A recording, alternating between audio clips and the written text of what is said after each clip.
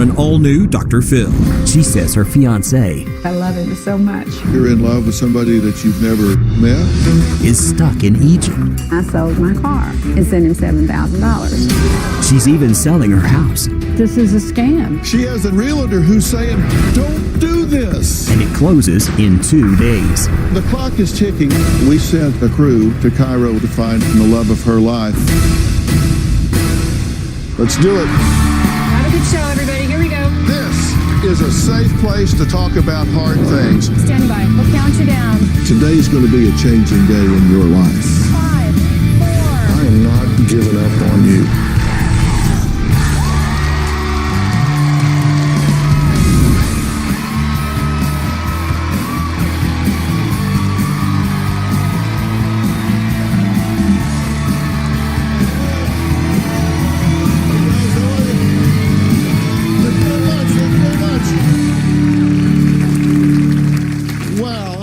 You are here today because this is special. Just a few days ago, I got an urgent email from one of my producers saying that the clock was ticking for one of my guests today.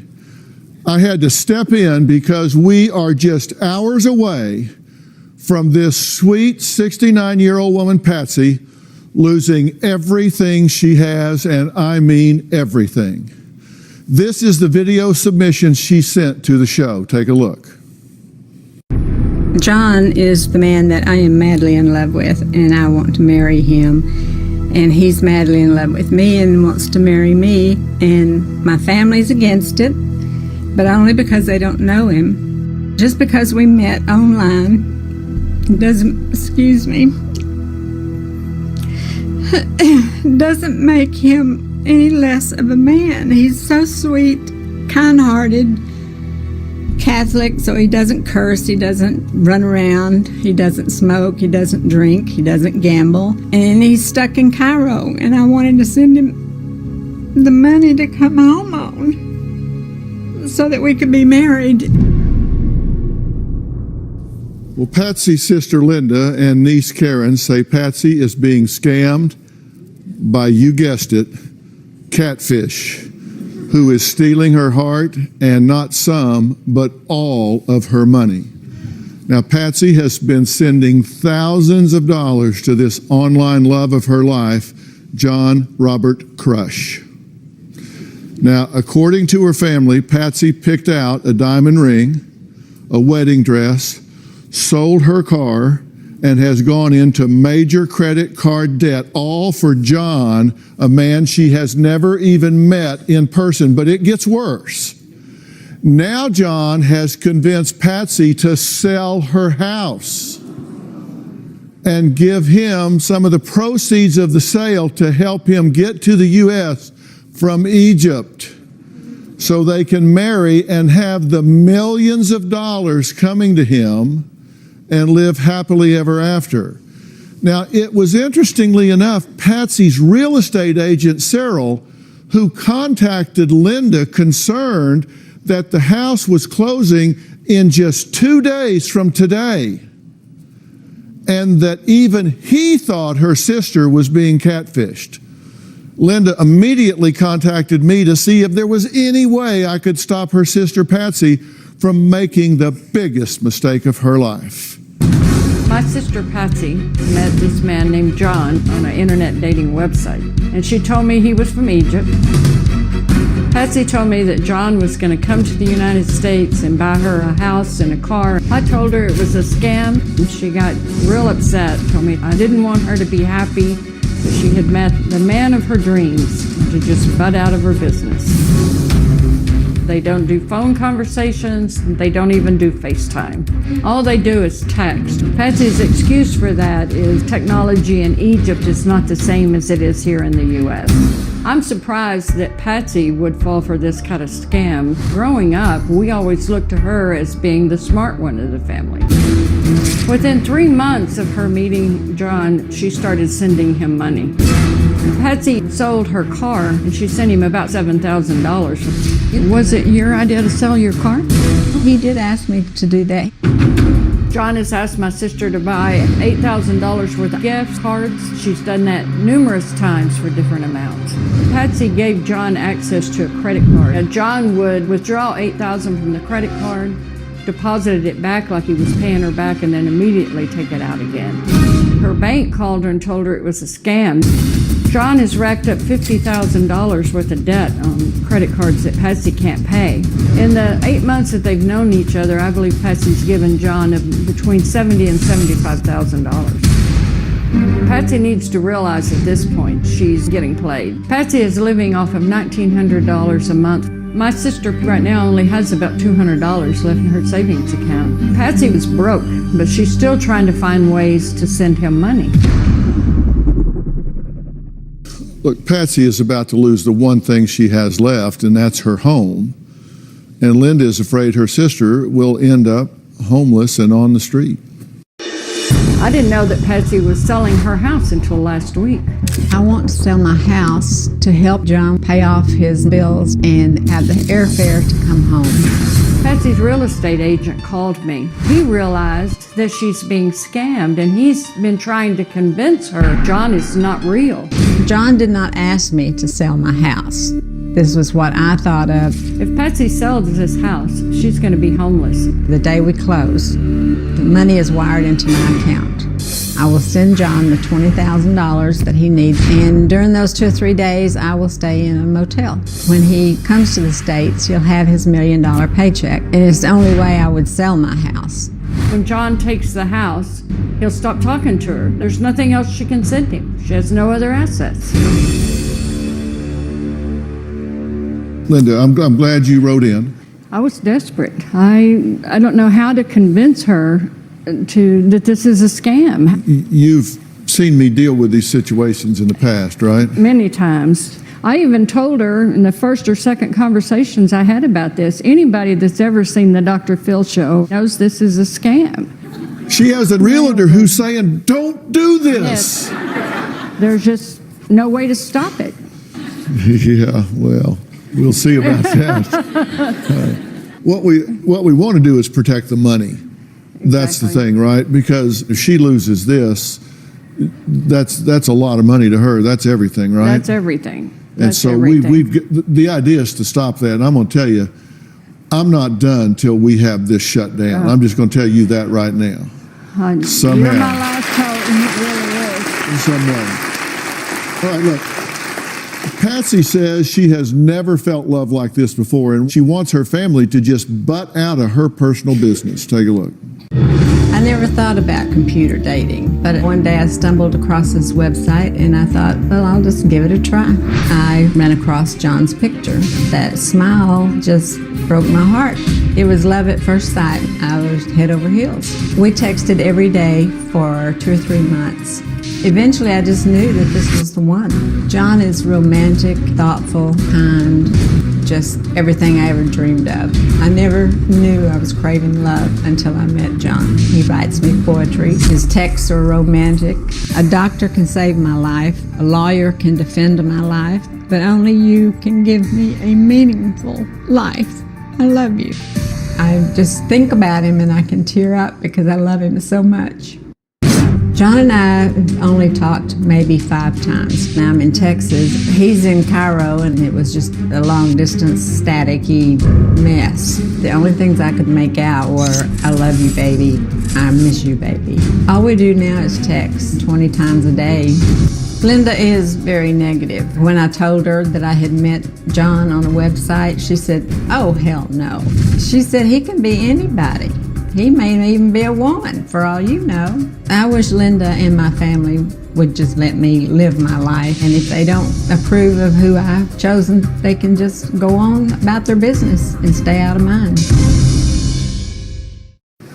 Okay, well, I'm glad to meet you. Nice to meet you. Tell me about why him? Why are you in love with him?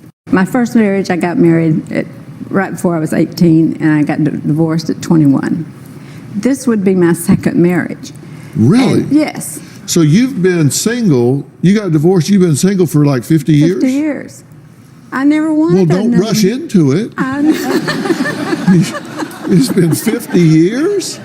50 years, and this is the way I looked when I was 17. All right. I had dark hair. Yes. Well, I had hair when How long before something clicked and you said, this is special, there's something about this guy? It was about 3 months into it, and he said, I have a question for you. And I said, okay, what's that? He said, will you marry me? I said, well, of course I'll marry you. You're like, a joke. And then 6 or 7 months into it, he said, now you do remember that you promised to marry me. And I knew then that he was serious. This guy is my guy. This is my man. This is the man I've been dreaming of. And he's romantic. He is very romantic. You like it when he calls you honey and baby, and Yeah, yes. so there's music to your eyes. No, I read it out loud so I can hear it. Did it seem odd to you that you're in love with somebody that you've never physically met? Yeah, seems a little odd. When was the first time that he asked you for money? I don't know, 2 or 3 months into the thing, he asked me to send him an iPhone so we could talk. And I bought an iPhone, and I sent it to him. And to come to find out, you can't get the phone unlocked in Egypt. You can't get it unlocked. Something about the SIM card, too. I don't know. Does that seem commonsensical to you? Well, yeah, because it's Egypt. I don't know anything about Egypt. I know they're different we are. You're going to learn a lot about Egypt today. You have have no a idea. feeling. All right, we're going to take a break. Next, Patsy says she's furious because her sister doesn't believe in her fiance, but Patsy is here to prove that John is the real deal and get her sister to back off. We'll talk about that next.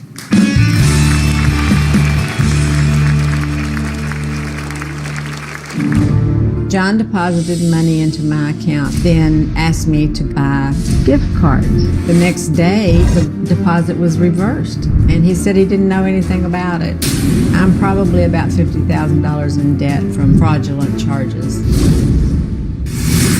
And later, I've taken this so seriously that we sent a crew to Cairo, Egypt. So, who is John Robert Crush?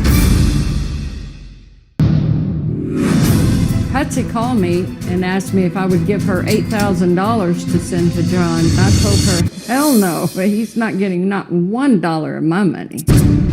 About 2 or 3 weeks ago, Patsy asked me for $150 worth of groceries. I told Patsy that even if he is real, what kind of a man would leave you sitting here with no groceries and no money?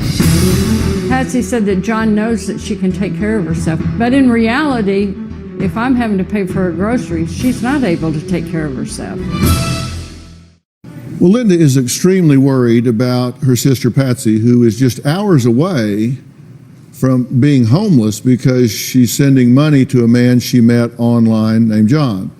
Now, Patsy is willing to do anything to have money for John, even going back to work as an Uber driver at age 69. Take a look. John has been a project engineer now for 35 years. He just finished building a platform rig. They promised him $1 million bonus when it was finished. The project is finished, but they won't give it to him because he was supposed to pay his workers a $25,000 bonus. John told me ISIS bombed 2 Muslim mosques last Good Friday. 3 of his workers were badly injured, so he took $15,000 of the $25,000 that he had raised for the bonuses to pay their hospital bills. I asked him, why would you spend money that you had saved to come home to me? He said, honey, I had to save their lives. And that's the kind of kind-hearted man that I'm in love with. John asked me if I had anything I could sell to help him. And so I sold my car for $7,000 and I sent that to him. And then I bought him an iPhone. Come to find out, the SIM card doesn't work in Egypt. The iPhone is probably about $700.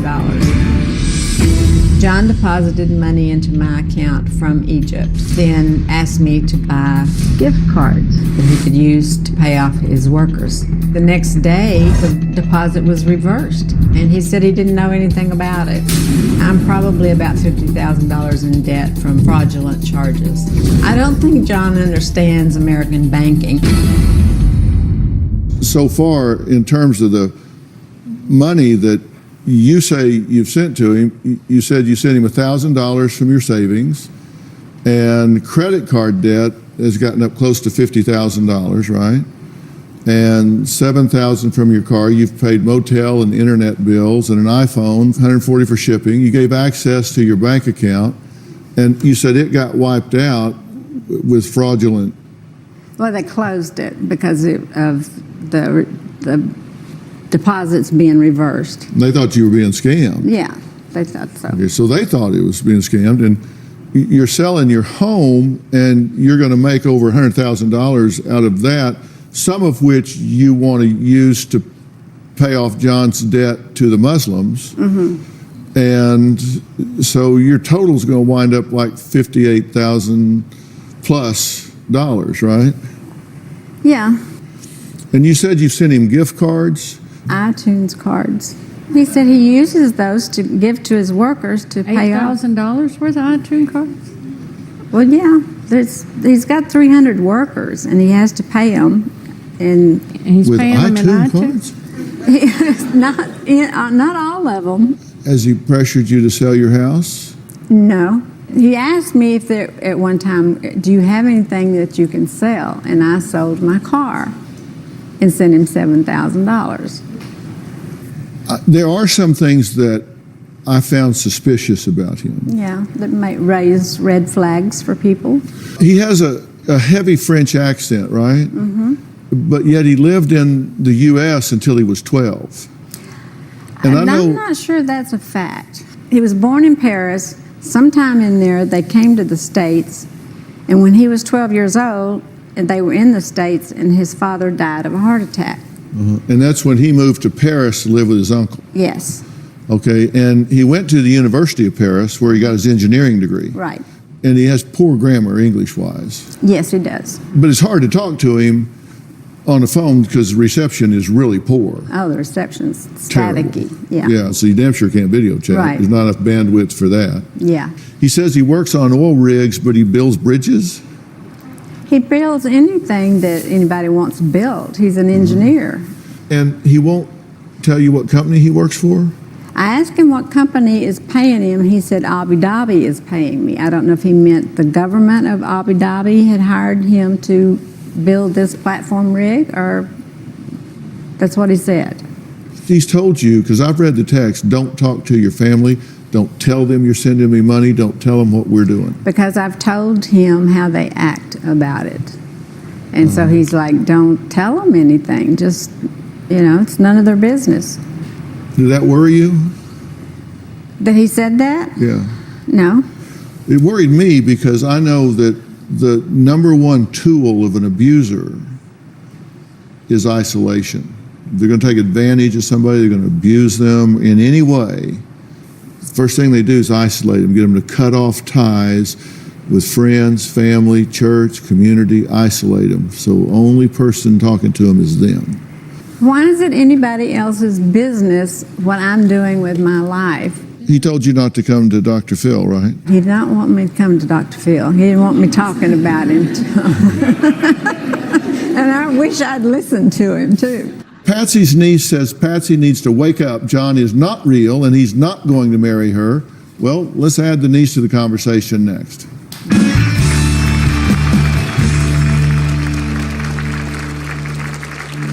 John proposed to me by text, I was just shocked. and I said, of course I'll marry you. I went and picked out a nice diamond ring. I would marry him tomorrow if he was here.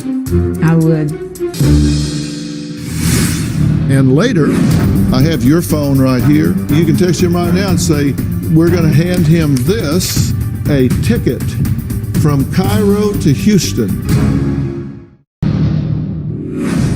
After 3 months of talking to John, she told us that they were getting married, and I was just shocked. John proposed to me by text, and I thought it was just, kind of a joke. And I said, of course I'll marry you, thinking he's just being silly. I went and picked out a nice diamond ring, took a picture of it and sent it to him, and he was thrilled. She told us that John had bought her a $4,000 engagement ring, and come to find out, she put one on layaway herself. She wanted all of her nieces to be her bridesmaids, all of this on an expensive yacht. She had a wedding planner, the cake, she had bought bridesmaids gifts.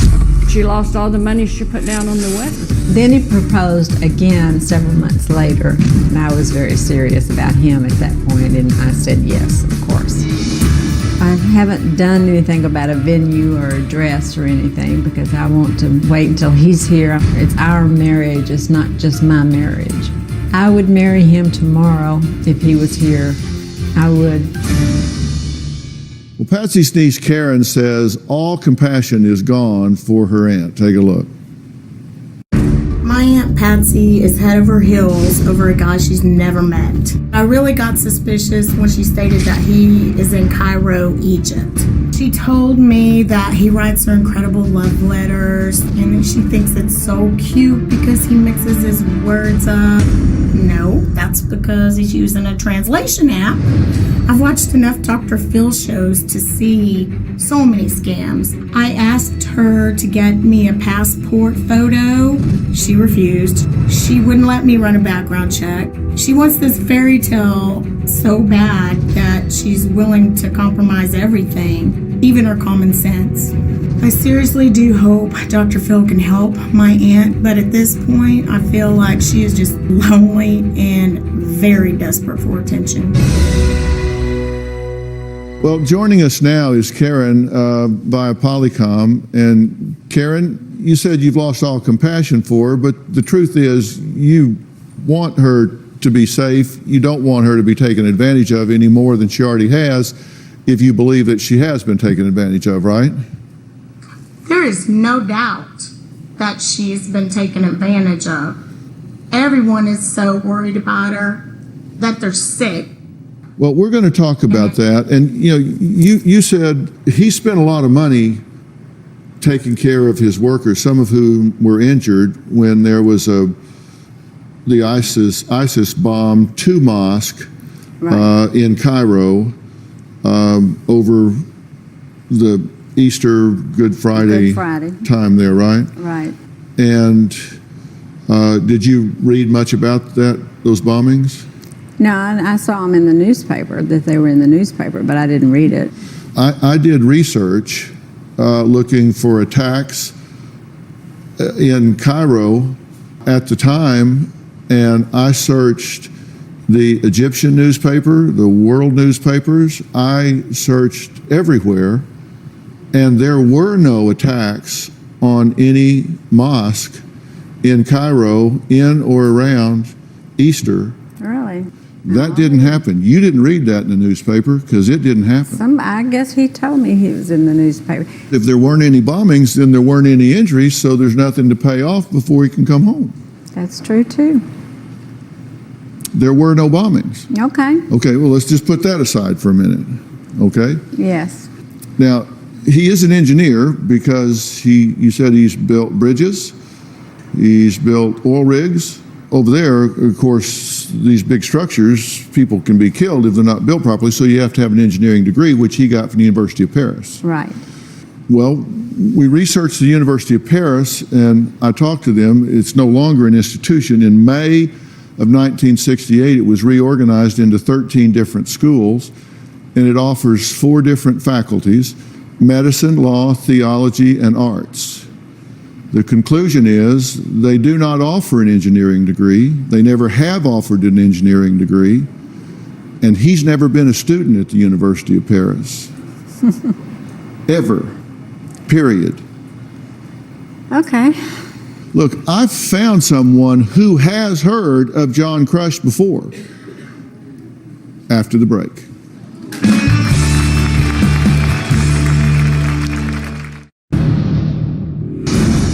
My fiance, John Robert Crush, is the real deal. He is really who he says he is. His stories always make sense. He's never slipped up. I have never caught him in a lie. John asked me to help him. He has nobody but me, and I will help him out any way I can. Patsy says the man of her dreams is not a phony, is not a catfish, but her sister Linda says, no, it's not true. He's a scammer. Linda emailed me desperate to help Patsy before it is too late. And the reason is she's selling her house. It closes in 2 days, and she's afraid that he is going to get his hooks into her. He's going to get that money. He's going to get it over there, and then she is going to be left with nothing. So my team, I'm telling you, I have the best team in television. And since we got your contact, they have been up 24 hours a day working around the clock to find out if this person is real or if it is not. I kid you not, I have had 10 people that have been burning the midnight oil 24 hours a day working on this. John Crush, this is not the first time that this name has popped up. Here's what we got from something called Pigbusters. And it's pigbusters.net, and that is a website that is designed to identify scammers. And here's what we've got.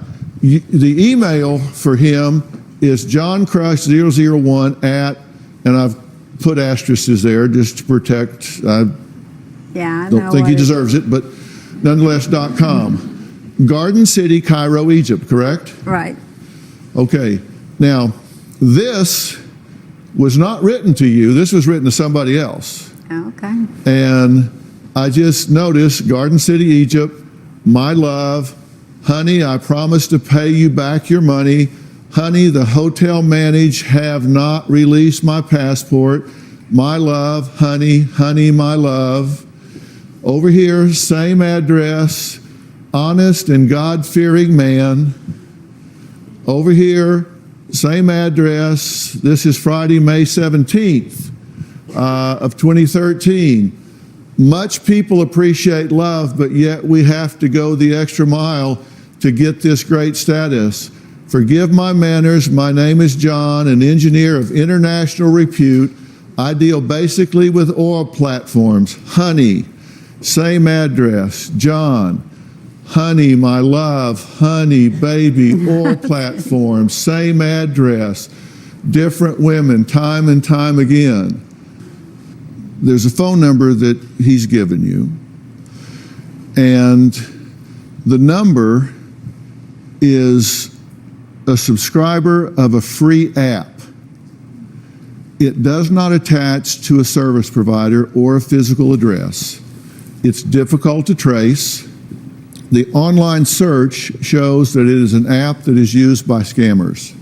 I didn't know they had such a thing. Well, yeah, they do, and he's using one of them. Yeah. So you can't tell where it's coming from. Pretty much you've made your point. Well, there's a love letter that you read that was really moving to you. A doctor can save my life. A lawyer can defend my life. A soldier can give me a peaceful life, but only you can give me a meaningful life. I love you. So we did a search on that, and this is lifted out of... Well, I knew it was lifted from somewhere. Yeah, 69 unconventional ways to remind her how much she means to you. I think he's used all 69 of them.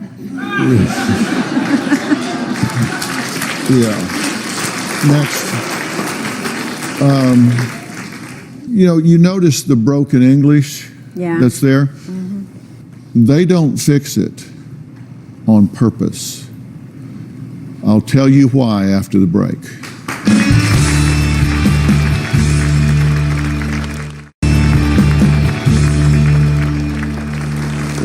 Patsy is learning some things about her fiance in the last 20 minutes that she hasn't learned in the last 8 months that they've been online dating. We sent a crew to Cairo, Egypt, to help Patsy finally lay eyes on the love of her life. Egyptian television host Adham El Kamouni has been trying to track him down from the minute we called him. Take a look.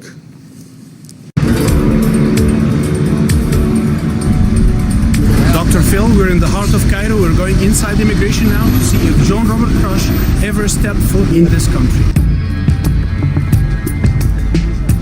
I'm standing in immigration. Egypt is a country where you have to renew this visa every 30 days, even if you're working here. And there's no sign of John Robert Crush coming into this country.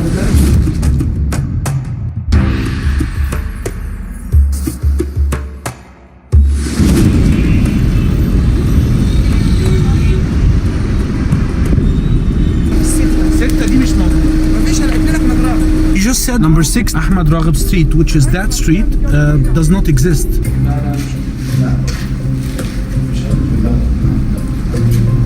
عمرك شفت الراجل ده قبل كده؟ لا ما شفتوش لا. He said he never saw this guy before. Never. He's been here his entire life and he never saw this guy ever here. I've been to immigration and I've been to the address, which does not exist.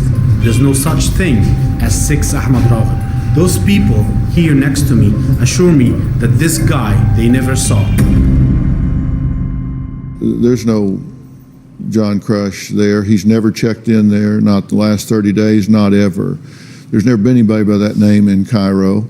And he's made a really big point that he can't talk to you on the cell much because the reception is so bad in Garden City.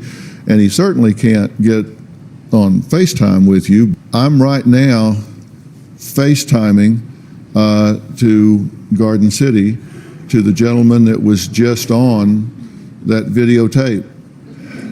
Adham, how are you? I'm fine. Greetings from Cairo, Egypt. It looks to me like you are just clear as a bell. Well, you're exactly right, Dr. Phil. And you know what? I want to tell you something. Egyptians say your name feel, not Phil. And Well- you know what feel means in Arabic? Tell me. No offense, but elephant. Yeah. Well, Adham, I think we do have a bad connection here. But Well, we- just so you know, the man that says he can't talk to you and can't get online with you so you can see his face, that wonderful smile that you love so much. I just dialed him up sitting right here. This is live to Cairo. Doesn't matter that he only has a flip phone. I have your phone right here.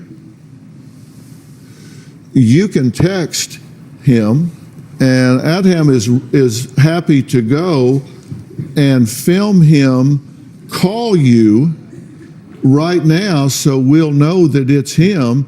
Then you'll know he's real, won't you? Because this man right here has a camera and he'll go over there and he'll shoot him calling you. He's prepared to hand him this because I have purchased for him a ticket from Cairo to Houston. And this is a copy of that ticket. He will not leave Egypt without that $1 million paycheck. That's what he kept telling me. Yeah. Well, it's a round trip ticket. He can go back and get it. There's something else we want to add to it. Adam, stand by. We have to take a break. Coming up, I have one more thing to show Patsy because I don't want there to be any doubt in any way. We'll be right back.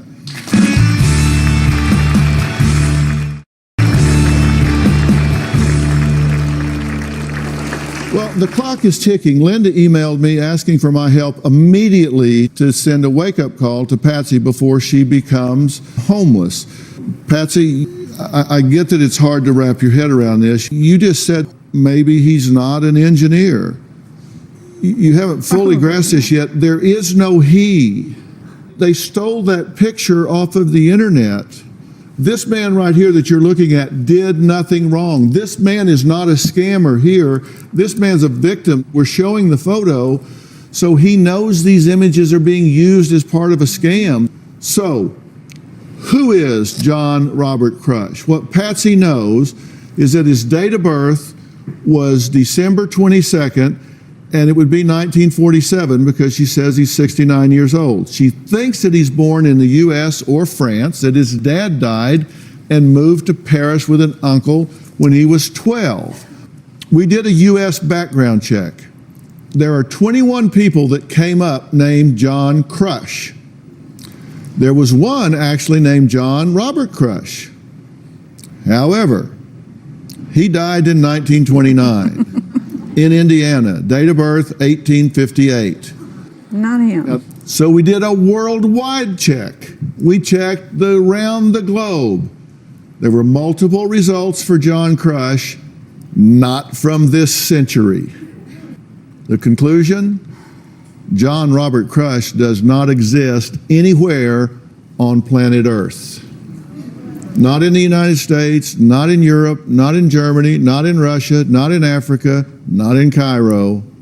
The only John Robert Crush we found, we dug until we got his death certificate. And here it is, full name, John Robert Crush. Date of death, February 2nd, 1929. Date of birth, November 10, 1858. Location, Indiana. We did our homework. This guy is a fiction. He does not exist. Okay. I am worried that you're going to leave here and somehow, some way, these guys are good. And they're going to say, well, you know, I've been under a death threat over here, so I've had to use a different name, and I didn't want to tell you in case they were intercepting our emails or something. My name is really Bob Jenkins or something. I don't want you to fall victim to this person. What do I have to do to know that you believe me here? I believe you 100%, Dr. Phil. Just what the fact that there was no ISIS bombing, the fact that there is no engineering department at the University of Paris. It all just makes perfect sense that he is a fraud. He is a scammer. And let me tell you, I take no pleasure. I take no pleasure in telling you this. I would love for you to meet someone that you could bond with and share with and love. I'm glad that I'm talking to you when it's $58 or $60 or $75,000 instead of $250,000. I don't want you to lose all of your money and then say, hell, I've got to work till I drop dead just to keep a roof over my head. She's not meddling in your life. She's trying to save your life here.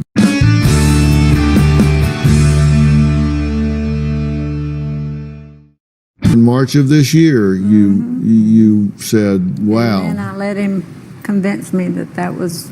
And I am worried that after I've done all of this and told you all of this and enlightened you all this, that somehow or another the heart's going to take over the mind and you're going to do this again. I want you to do me one favor.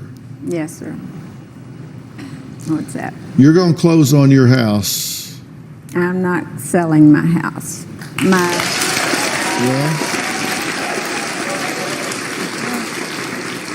If you do, will you do me one favor? Yeah.